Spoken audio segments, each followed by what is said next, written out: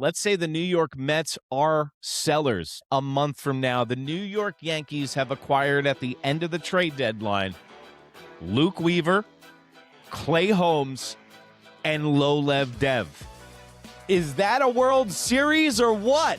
Yankee fans, has the nightmare fuel started? Because the trade deadline's upon us, baby. Here we go! It's New York Minute Sports. What's going on, guys? Welcome to another installment of the New York Minute Sports Show. Don't forget to like, don't forget to subscribe, and don't forget to visit the New York Nuts merch store. That's the beautiful blue link underneath the video. But hey, it's my favorite time of year. It's the trade deadline. The Yankees need Mason Miller, full stop. The Yankees right now in their bullpen do not have enough swing and miss stuff. They need a dominant flamethrower that we thought Duvall was going to be, but he's on the back of a milk carton since April. Now, Mason Miller is going to be wanted by so many teams around Major League Baseball. My question to you guys is, what are you willing to give up for Mason Miller as Yankee fans? Because I say, give up anybody. Anybody not nailed down, anybody that is around to be traded, you give up for Mason Miller. I don't trust the positional players coming out of the farm system. I was told about Austin Wells. I was told about Anthony Volpe. Now I'm hearing about Lombard Jr., rainbows and lollipops, Gold Glove third baseman. Yeah, we heard Spencer Jones is going to be the left-handed Aaron Judge, and Jasson Domínguez is the Martian, and he looks quite pedestrian. So the New York Yankees need to round up all those guys and send them over to San Diego for Mason Miller because it shortens up the game. The greatest thing in the back pocket of the New York Yankees of the 90s and early 2000s was Mariano Rivera, obviously. More men have walked on the moon than scored runs against Mariano Rivera in the postseason, which is 11, by the way.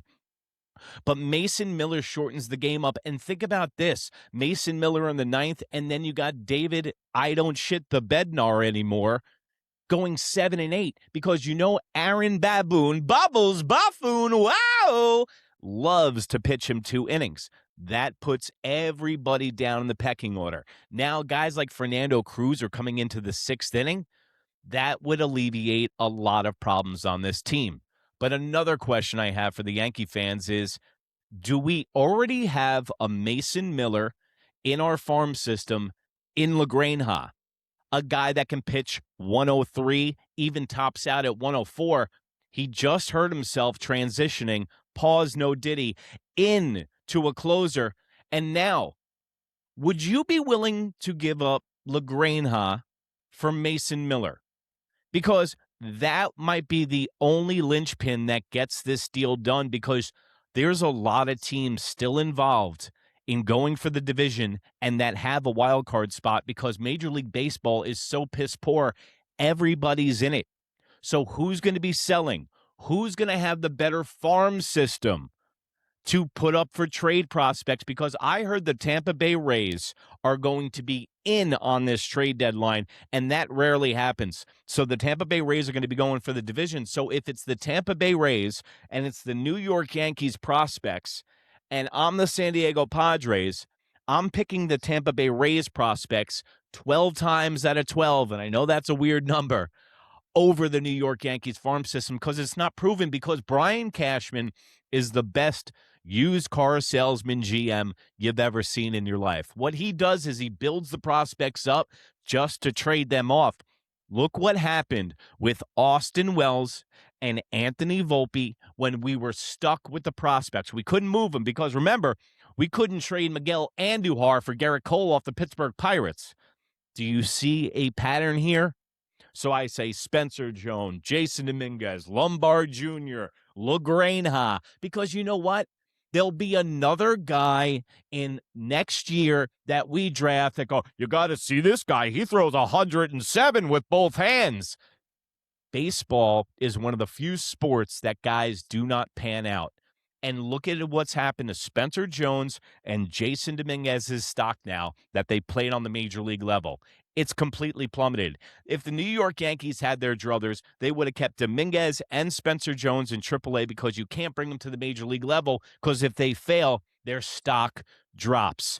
Everybody likes the big question mark. Everybody loves the project. So if Jasson Domínguez and Spencer Jones are down in AAA, even if they're succeeding or struggling, they go, you know what? It's not on the major league level yet, so we'd like to see what he's got. But now Jasson Domínguez and Spencer Jones have done nothing since they came up to help the New York Yankees win ball games. Well, nothing's a strong word, but not what we were sold. And all I know is that the window of Aaron Judge and Garrett Cole is closing rapidly, guys. We want to win a World Series in Aaron Judge's tenure, and you know what? He deserves it, and I want them to have a fair shot. So the New York Yankees are going to go into this trade deadline with trying to add a right-handed power bat at the catcher position. They're looking at the young kid from the Colorado Rockies and Mason Miller to round out that bullpen, and they might even want to get some front-end starters to package up a Will Warren or a Weathers because Will Warren and Weathers' future is going to be in middle relief in the bullpen in the rush to the postseason. But we got Buster Olney on ESPN Radio today talking about the trade deadline, talking about just the news around the league. So let's go to the videotape. How important was it for the Yankees to finish off the first half into the All-Star break the way that they did? Yep. I agree with that premise because they had played so poorly, and they're going to have to figure it out without Aaron Judge. We're going to get an update. Yeah, so they're getting an update on Aaron Judge's injury during the All-Star break. And you know what? Somebody brought up a really good point about this. Notice how the Yankees kind of woke up when Brian Cashman showed up to Tampa Bay? What if Brian Cashman showed up to Tampa Bay and goes, listen, guys, Judge isn't coming back this year. It's up to you guys. Big G's eventually going to come back, but Aaron's going to miss the rest of the season.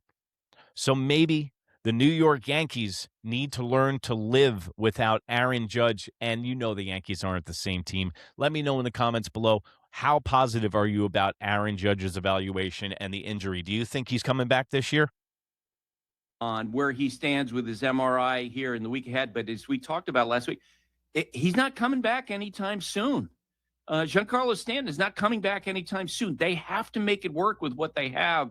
And so it was, I think, important for them to make a stand here before you went into the All-Star break because the Rays aren't going away. I mean, the Rays right now are clearly the best team in the American League with how they played, with Caminero in his last 19 games before the break hitting. Tampa Bay Rays are not the best team in the American League. What is this guy talking about? It's the island of misfit toys. If you look at the Tampa Bay's lineup, bro, they are going to falter in the second half.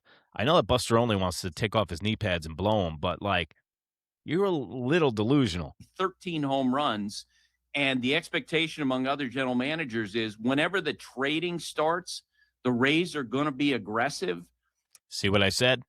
And if it's the Rays prospects and the Yankees prospects, you know who's going to win that. And then you got Mason Miller staring at you in the same division. The only way that we'd be able to get him is if his contract ran up with the Tampa Bay Rays, and then we can buy him. And so I thought it was important for the Yankees to show something good by the end, but before they went into the break. So Yankee fans have been just beside themselves with, 5-15 and that awful run. I know it matters, but in your mind, how important is it for the Yankees to win that division? Dude, the Yankees go to the World Series if they win the division. The reason that the Yankees didn't go to the World Series last year, you had a hot Toronto team. I got to give them their props. But the Yankees didn't win the division. If the Yankees win the division, it's a completely different ballgame. The Toronto Blue Jays and the Boston Red Sox beat the shit out of each other in the first round, and we get the pieces, and then we have home field advantage. And home field advantage in the Bronx, obviously, is a big one. Buster, what are some of the names you're hearing around the Yankees? I keep hearing Luis Arraez. Is that something that would fit for what the Yankees are looking for, or do you think it's... But where is Luis Arraez going to fit?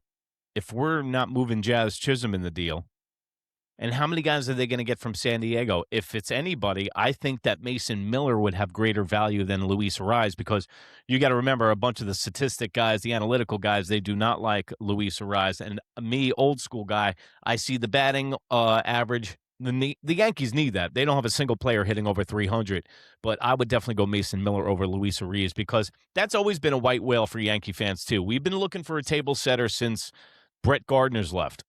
It's got to be a right-handed bat. I think, generally speaking, that their preference would be a right-handed bat. And we talked back in April and May about Ryan Jeffers. Here's the problem: that the American League is such a morass right now.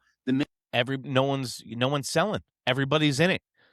And what doesn't help things with the trade deadline, especially for the New York Yankees, is the American League's terrible. Everyone's in it. And then you had the Cleveland Guardians come back from 13 games back last year. So now everyone sees that. And in the front office, it's like, hey, man, we could do it. In fact, I talked to 3 GMs yesterday who told me that is the number one question right now. How many sellers will there actually be? In some respects, I think the Mets are in an excellent position to take advantage of where the market's going to be, because they're going to be one of the few sellers. Do you anticipate the Mets just unloading everything not nailed down? Like, you think they're going to be real busy at the deadline? Yeah? Yes. Well, what about this? What about if the New York Yankees were to do this, get a right-handed bat, they go and get Luke Dreamweaver from the Mets reunion, come right back to the Bronx. We go out and get Mason Miller. That could be some wins. And if the New York Mets are even willing to deal Lolev Dev, are you willing to see Lolev Dev back in pinstripes? Let me know in the comments below. It'll be a busy deadline for them. I think Clay Holmes is going to be coveted in this market because, as I mentioned, Skubal's kind of come off the list of starting pitchers going to be available. Casey Mize, Sonny Gray, with those guys off the list, I think now everyone's going to be watching Clay Holmes, who's respected. He's a type of starter that teams like to add because, the ground ball guy. Think about this scenario for a second. Let's say the New York Mets are sellers at the trade deadline a month from now. The New York Yankees have acquired at the end of the trade deadline Luke Weaver, Clay Holmes, and Lolev Dev. Is that a World Series or what? Yankee fans, has the nightmare fuel started? Because the trade deadline's upon us, baby.